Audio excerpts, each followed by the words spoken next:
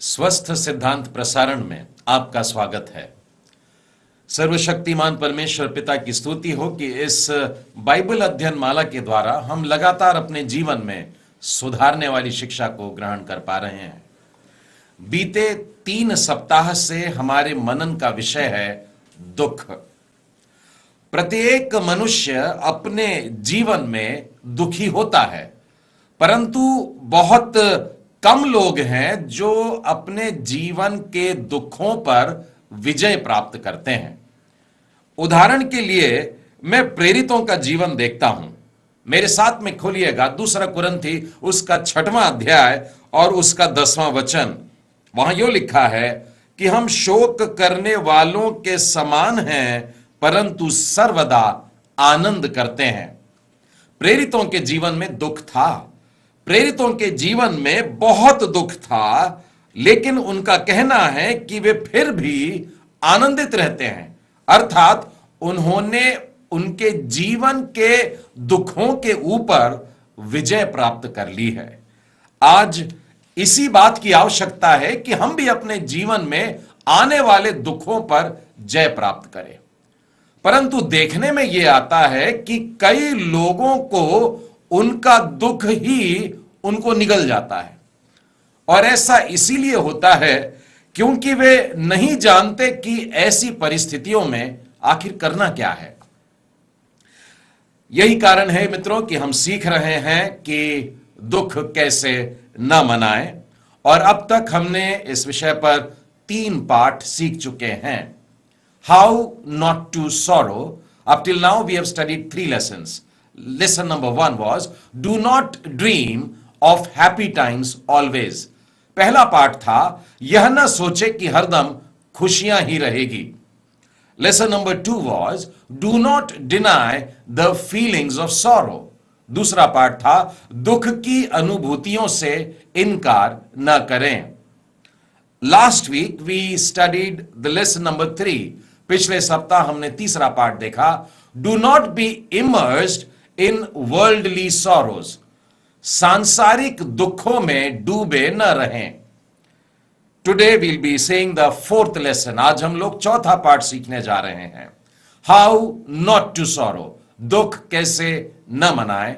Lesson number 4, do not despise God's chastisement, परमेश्वर की ताड़ना को तुच्छ न समझें। मैं फिर कहता हूं, दुख कैसे न मनाएं। चौथा पाठ, परमेश्वर की ताड़ना को तुच्छ न समझें। प्रियो, आज का जो पाठ है यह वास्तव में पवित्र शास्त्र में से सीधा लिया हुआ वाक्य है।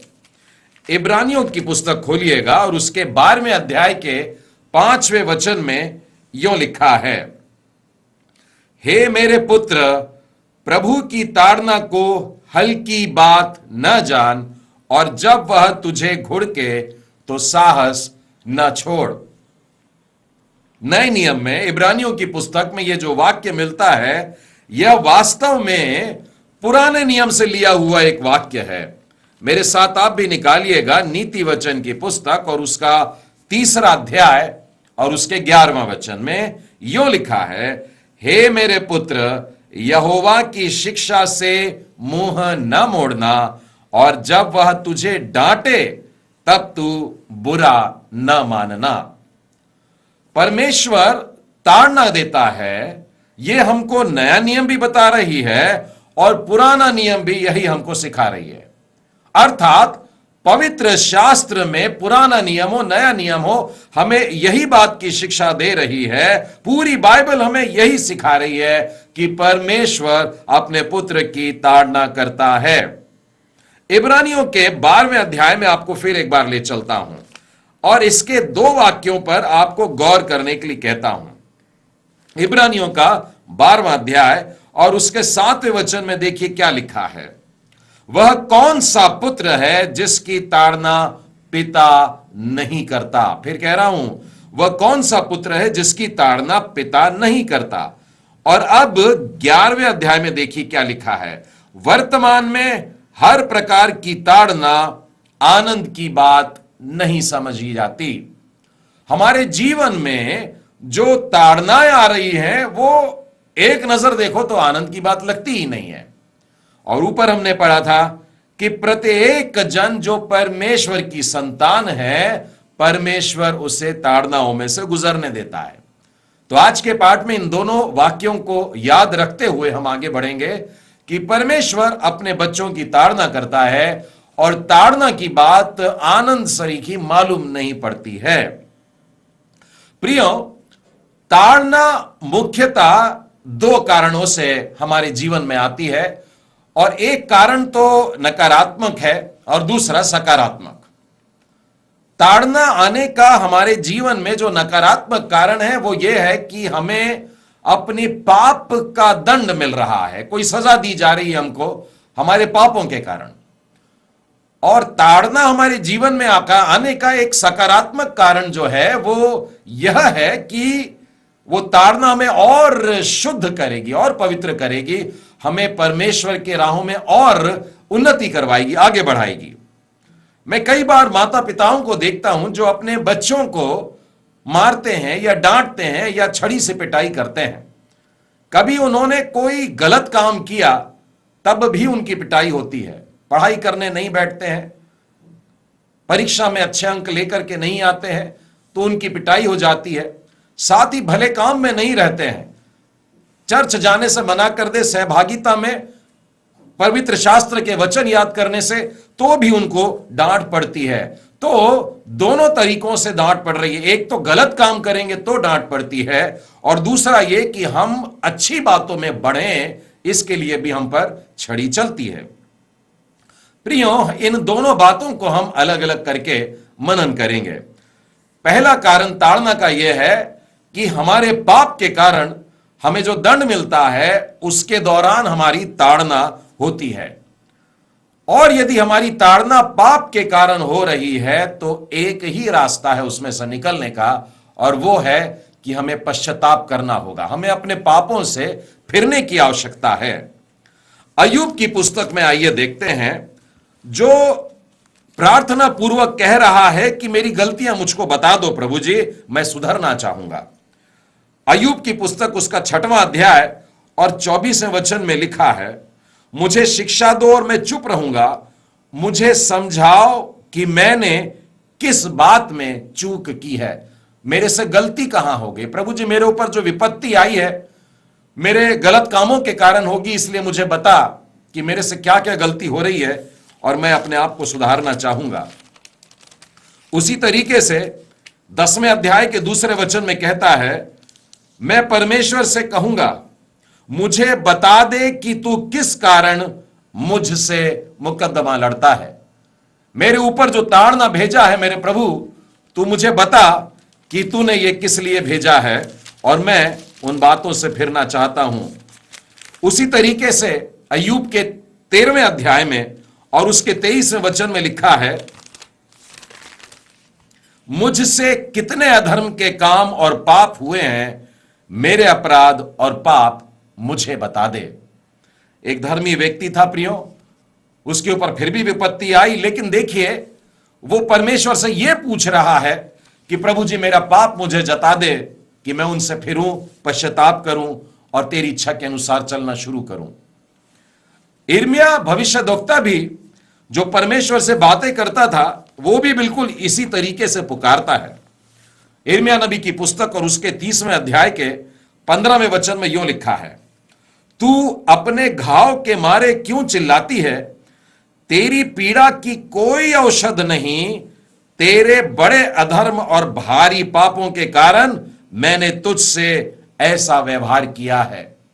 परमेश्वर की प्रजा बड़ी तकलीफ से निकली और परमेश्वर कह रहा है, तुम सुन रहे नहीं हो, तुम मेरी बातें नहीं मानते हो, तुम मेरी आज्ञाओं के अनुसार नहीं चलते हो, और इसीलिए यह भयानक विपत्ति तुम पर आई हुई है। और इसमें से छूटने का मार्ग भी है। इसी अध्याय के अगर आप 10वें वचन को देखोगे तो यहां पर लिखा है, यदि मेरी प्रजा लौट कर आएगी, मेरे पास आएगी, वापस मेरे पास में आएगी, तो तब चैन और सुख से रहेगी। अर्थात मैं वापस उन्हें पुनः स्थापित कर दूंगा, जैसे थे, आराम से थे, चैन से थे। तो आज जो विपत्ति आई है वो इसीलिए आई है कि तेरा अधर्म और तेरे पाप का बोझ बड़ा भारी हो गया। तो हमारी गलतियों के कारण, हमारे पापों के कारण, हमारी अवज्ञाकारिता के कारण हम पर ताड़ना पड़ती है ताकि हम परमेश्वर के करीब आ सकें। दाऊद भजनकार के भी बिल्कुल ऐसे ही शब्द थे। मैं उसके शब्दों में आपको ले जाना चाहता हूं। भजन संहिता उसका 39वां अध्याय खोलिए और उसके 9वें और 10वें वचन में देखिए क्या कहता है। मुझे मेरे सब अपराधों के बंधन से छुड़ा ले, मूर्ख मेरी निंदा न करने पाए। मैं गूंगा बन गया और मैं मुंह न खोला, क्योंकि यह काम तू ही ने किया है। तूने जो विपत्ति मुझ पर डाली है उसे मुझसे दूर कर दे, क्योंकि मैं तो तेरे हाथ ही के मार से भस्म हुआ जाता हूं। मेरे ऊपर जो ताड़ना आई है, दाऊद कहता है मेरे ऊपर जो विपत्ति आई है, जो परेशानी से मैं गुजर रहा हूं, मैं जानता हूं कि ये मेरे पाप के कारण है। प्रभु जी मुझे बता कि मैं इनसे मन फिराऊं। मेरे अपराध के बंधन से मैं छूटना चाहता हूं, मैं पश्चाताप करना चाहता हूं। मैंने अपना मुंह बंद कर लिया, मैंने मुंह नहीं खोला, मैं चुपचाप खड़ा हूं प्रभु तेरे सामने, मुझे इसमें से छुड़ा। जब हमारे हृदय से पश्चाताप की ये दुआएं, ये प्रार्थना सच्चाई से निकलती है, जब मन से निकलती है, तो परमेश्वर उन दुखों को जो हमारे पाप के कारण आए थे मिटा डालता है, दूर कर देता है। और यही बात मैं न्यायों की पुस्तक से आपको बताना चाहता हूं। न्यायों की पुस्तक उसका 10वां अध्याय और उसके 15वें और 16वें वचन में देखिए लिखा है, इस्राएलियों ने यहोवा से कहा, हमने पाप किया है, इसीलिए जो कुछ तेरी दृष्टि में भला हो वही हमसे कर, परंतु अभी हमें छुड़ा ले। दुश्मनों के हाथ में पड़े हैं, दुर्दशा हो रही है, और कारण यह है कि बार बार परमेश्वर से फिर जाते हैं, बार बार अन्य देवताओं के पीछे भागते हैं। और परमेश्वर ने आज बड़ी ताड़ना से उनको गुजरने दिया है, बड़ी विपत्ति से गुजरने दिया है। और प्रभु की प्रजा ने इस बात को स्वीकार कर लिया कि हमने पाप किया है। अब वो कह रहे हैं, प्रभु जी तेरी दृष्टि में जो सही है तू वही कर। तू हमें दंड देना चाहता है दे दे, लेकिन आज के दिन तू हमें छुड़ा ले। तब वे पराये देवताओं को अपने मध्य में से दूर करके यहोवा की उपासना करने लगे। परमेश्वर के लोगों ने पराये देवताओं को त्याग दिया, छोड़ दिया और वापस परमेश्वर के पास में आ गए। और आगे लिखा है, जब वे यहोवा की उपासना करने लगे और वह इजराइलियों के कष्ट के कारण खेदित हुआ। परमेश्वर इस बात से दुखी हुआ कि मैंने मेरी प्रजा को दुख दिया है। हालांकि उन्होंने गलत काम करने के कारण यह दंड पाया था, लेकिन उन्होंने प्रभु को पुकारा, दिल से पुकारा, पश्चाताप से पुकारा और सच्ची वेदना से पुकारा और प्रभु से माफी मांगी। और परमेश्वर कहता है कि मैं दुख दे करके पछताने हारा हूं, मुझसे सहा नहीं जाता कि मेरा बच्चा तड़प रहा है, और इसीलिए वो दुख में से छुड़ा देता है। तो यह हमने पहला कारण देखा कि हमारे जीवन में ताड़ना आती है। क्यों? क्योंकि हमसे गलत काम होते हैं, पाप होते हैं, तो दंड के रूप में ताड़ना आती है। आइए अब हम दूसरा कारण देखें कि हमारे जीवन में ताड़नाएं क्यों आती है। दूसरा कारण यह है कि परमेश्वर हमें और शुद्ध करना चाहता है, वो हमें और पवित्र करना चाहता है। बिल्कुल उसी तरह से जैसे कोई धातु को, जैसे स्वर्ण को आग की भट्टी में डालते हैं ताकि उसके अंदर की अशुद्धताएं जाएं और वो और अधिक शुद्ध हो जाए। परमेश्वर अपने जन को, धर्मी जन को, एक शुद्ध जन को, विश्वासी जन को, पवित्र जन को दुख की भट्टी में से गुजरने देता है ताकि वो और निखर के आए, ताकि वो और पवित्र हो जाए, ताकि वो विश्वास में और बढ़ जाए। इसका उदाहरण देने के लिए मैं आपको फिर एक बार अय्यूब की पुस्तक में ही ले चलता हूं। अय्यूब के पुस्तक के पहले अध्याय के पहले वचन में हमें अय्यूब से पहचान हो जाएगी। यहां पर लिखा है, ऊज देश में अय्यूब नामक एक पुरुष था। वह खरा और सीधा और परमेश्वर का भय मानता और बुराई से दूर रहता था। एक धर्मी पुरुष की पहचान हो रही है और जो भी कुछ उसके बारे में बताया जा रहा, अच्छा ही बताया जा रहा है। एक नजर देखो तो लगता है इसमें कोई गलत बात नहीं है, एकदम अच्छा व्यक्ति है। लेकिन आगे क्या होता है यह आपको मालूम है। जो खरा था, जो सीधा था, जो परमेश्वर के भय में चलता था, जो बुराई से दूर रहता था, उसके जीवन में भी ताड़ना आती है। और इस ताड़ना के आने के कारण क्या होता है, वह अपने आप को और भी शुद्ध पाता है, और भी पवित्र पाता है, और परमेश्वर के करीब पाता है। अय्यूब के आखिरी अध्याय में आइए, 42वें अध्याय के 5वें वचन में यूं लिखा है। अय्यूब कह रहा है, मैंने कानों से तेरा समाचार सुना था, परंतु अब मेरी आंखें तुझे देखती हैं। अब तक तो केवल सुनता था, कुछ धुंधला सा था, लेकिन अब इस ताड़ना में से गुजर जाने के बाद में प्रभु जी तूने मेरी उन्नति करा दिया, तूने मुझको बढ़ा दिया है। आत्मिक तौर पर मैं और सशक्त हो गया हूं, क्योंकि अब मैं तुझे देख पाता हूं। प्रियो, हम लोगों के जीवन में जब ताड़नाएं आती हैं तो वो इसलिए भी आ सकती हैं कि परमेश्वर हमें हमारी उन्नति करवाना चाहता है, हमें बढ़ाना चाहता है। इसीलिए आज का पाठ हमसे कह रहा है कि परमेश्वर की ताड़ना को कभी तुच्छ न समझें। फिर एक बार आइए, मैं आपको इब्रानियों की पुस्तक और उसके 3 अध्याय के पहले वचन और एक और वचन से बताऊंगा कि वास्तव में पवित्र लोगों की ताड़ना होती है। 3 अध्याय पहला वचन कहता है, इसीलिए हे पवित्र भाइयों, तुम जो स्वर्गीय बुलाहट के भागी हो, ध्यान करो। उनसे कहा जा रहा है जो पवित्र है। और फिर उसके बाद में हम देखते हैं 12वें अध्याय के 10वें वचन में वो हमसे कह रहा है कि परमेश्वर तो हमारे लाभ के लिए हम पर ताड़ना करता है कि हम भी उसकी पवित्रता के भागी हो जाएं। किसकी ताड़ना हो रही है? पवित्र लोगों की ताड़ना हो रही है। पवित्र लोगों की, विश्वासियों की, भाइयों की, बहनों की ये जो ताड़ना चल रही है, परमेश्वर कर रहा है। और किस इच्छा से कर रहा है? कि हम उसकी पवित्रता में मिल जाएं, पाए जाएं, उसके भागीदार हो सकें। सचमुच प्रियो, हमको अपनी पवित्रता की और गहराई में बढ़ने की जरूरत है। परमेश्वर की पहचान में और गहरे में जाने की जरूरत है। और यह परमेश्वर के द्वारा जो ताड़ना होती है उसके द्वारा संभव होता है। जी हां प्रियो, संसार का आनंद छोटा पड़ता है या काम का नहीं है, परंतु परमेश्वर जिस दुख में से हमको गुजरने देता है, हम उस दुख के कारण परमेश्वर के और भी करीब पाए जाते हैं।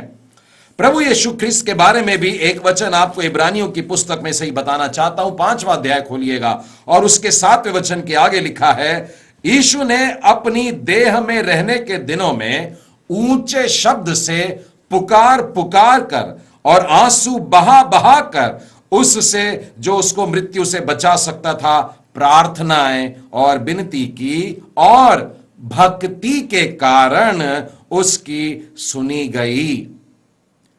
प्रभु यीशु ख्रिस्त भी ताड़ना से गुजर रहे हैं। और प्रभु यीशु ख्रिस्त उस पुत्र के रूप में मैं उनको देखता हूं कि एक पिता अपने पुत्र की ताड़ना कर रहा है और उस ताड़ना में से होकर के गुजर रहे हैं, एक दुख में से गुजर रहे हैं, आंसू बहा बहा कर प्रार्थना करके हुए, विनतियां करते हुए। और लिखा है इसीलिए कि वे परमेश्वर के भय में चल रहे थे, उनकी सुन ली गई और भक्ति के कारण उनकी सुनी गई। पुत्र होने पर भी उसने दुख उठा उठा करके आज्ञा माननी सीखी। 9वां वचन ध्यान से सुनिए, और सिद्ध बनकर अपने सब आज्ञा मानने वालों के लिए सदा काल के उद्धार का कारण हो गया। प्रियो, प्रभु यीशु के ऊपर ताड़ना इसलिए नहीं आई कि उन्होंने कोई पाप किया था, इसलिए उनके ऊपर दंड उनको भोगना पड़ा और आगे बढ़े। प्रभु यीशु निष्पाप थे, परमेश्वर उनके जीवन से प्रसन्न था, उनके जीवन में कोई खोट नहीं, कोई कलंक नहीं, लेकिन फिर भी इस ताड़ना में से गुजर के वो परिपूर्ण होते हैं, परंतु अपनी खराई पर वे साबित होते हैं। लिखा है कि वे सिद्ध पाए गए। और यही कारण था प्रियो, आज हम में से कई लोगों के जीवन में भी ताड़ना आती है। हम लोगों ने कोई गलत काम नहीं किया, लेकिन परमेश्वर हमें और शुद्ध करने के लिए, हमें परिपूर्णता की ओर ले जाने के लिए, हमें मसीहत में परिपक्व बनाने के लिए, हमें सिद्धता की ओर आगे बढ़ाने के लिए हम पर ताड़ना भेजता रहता है। ताड़ना के विषय में एक और महत्वपूर्ण सच्चाई जो हमें याद रखनी चाहिए वो यह है कि परमेश्वर अपने सब ताड़ना देने में न्यायी है, वो धर्मी है। मैं आपको नेहमिया की पुस्तक में लेकर के चलना चाहूंगा और उसके 33वें वचन से आपको बताता हूं। नेहमिया 9 और उसका 33, यहां पर यूं लिखा है, तो भी जो कुछ हम पर बीता है उसके विषय तो तू धर्मी है, तूने तो सच्चाई से काम किया है। परमेश्वर हमारे जीवन में, परमेश्वर विश्वासियों के जीवन में जो भी कुछ कर रहा है, चाहे वो आज पल भर के लिए क्लेश की बात मालूम हो, ताड़ना की बात मालूम हो, प्रभु का जन यही कहता है कि हे परमेश्वर, तूने जो किया वो सही किया, तू धर्मी है और तेरी बातें, तेरा कार्य मेरे जीवन में कुछ बढ़ करके ही फल लेकर के आएगा। उसी तरह से मीका की पुस्तक और उसके 7वें अध्याय और उसके 9वें वचन में लिखा है, मैंने यहोवा के विरुद्ध पाप किया, इस कारण मैं उस समय तक उसके क्रोध को सहता रहूंगा जब तक कि वह मेरा मुकदमा लड़कर मेरा न्याय न चुकाएगा। उस समय वह मुझे उजियाले में निकाल ले आएगा और मैं उसके धर्म को देखूंगा। इसलिए कभी भी परमेश्वर के प्रेम पर शंका ना करें। परमेश्वर जिससे प्रेम करता है, परमेश्वर उस पर छड़ी भी उठाता है। मैं यशायाह नबी की पुस्तक और उसके 63वें अध्याय और 9वें वचन में से बताता हूं, उनके सारे संकट में उसने भी कष्ट उठाया। उसकी प्रजा जिसमें से गुजर रही थी, परमेश्वर के लोग जैसी विपत्तियों से गुजर रहे थे, परमेश्वर के लोग जैसे जैसे क्लेश में से गुजर रहे थे, वचन कहता है उनके सारे संकट में उसने भी कष्ट उठाया। कितना अद्भुत परमेश्वर है हमारा। हमारा परमेश्वर हमारे साथ उन क्लेश और संकटों को भोगता हुआ हमारे साथ में चलता है। सच्चाई यही है प्रियो कि कोई पिता ऐसा नहीं है जो अपने पुत्र को कष्ट देने में आनंद महसूस करे, कि कोई पुत्र तकलीफ में है और पिता को बड़ा आनंद हो रहा है। बिल्कुल इसी रीति से हमारा स्वर्गीय पिता है जो हम बच्चों को देखता रहता है और हमारे दुखों में उसको आनंद नहीं आता। वो स्वयं आके हमारे साथ खड़ा होता है, उस क्लेश में, उस संकट में, उस विपत्ति में से निकालने के लिए वो हमें मानो अपने हाथों में उठाता और हमें अपने कंधों में बैठा करके आगे लेके चलता है। मैं आपको भजन संहिता की पुस्तक में ले चलता हूं, उसके 119वें अध्याय के 75वें वचन में देखिए क्या लिखा है, हे यहोवा, मैं जान गया कि तेरे नियम धर्ममय हैं और तूने अपनी सच्चाई के अनुसार मुझे दुख दिया है। मेरे जीवन में जो दुख आया वो तेरे सच्चाई के कारण में आया है। और आगे लिखा है, मुझे अपनी करुणा से शांति दे क्योंकि तूने अपने दास को यही वचन दिया है। और आगे मेरी उम्मीद बंधी है, मेरी आशा है, मेरा विश्वास है कि शांति मुझे तेरी ओर से ही प्राप्त होने वाली है। मैं विलाप गीत के 3 अध्याय से भी बताना चाहता हूं, 31वां वचन 3 अध्याय का, क्योंकि प्रभु मन से सर्वदा उतारे नहीं रहता, चाहे वह दुख भी दे तो भी अपनी करुणा की बहुतायत के कारण वो दया भी करता है। दंड देने वाला परमेश्वर दया भी करता है, क्योंकि 33वां वचन, वह मनुष्यों को अपने मन से न तो दबाता है और ना ही दुख देता है। हमारा परमेश्वर किसी को दुख दे करके आनंदित नहीं होता है। प्रियो, भजन संहिता और उसके 30वें अध्याय और उसके 5वें वचन में लिखा है, क्योंकि उसका क्रोध तो क्षण भर का होता है परंतु उसकी प्रसन्नता जीवन भर की होती है। कदाचित रात को रोना पड़े परंतु सुबह आनंद होगा। हम लोग शायद जानते नहीं कि रात कितनी लंबी है, लेकिन वचन कहता है कि सुबह होने वाली है और सुबह जरूर हमारे जीवन में आनंद को लेकर के आएगी। इसी अध्याय के 11वें वचन में देखिए लिखा है, तूने मेरे लिए विलाप को नृत्य में बदल डाला है, तूने मेरे टाट को उतरवा के मेरे कमर में आनंद का पटुका बांधा है।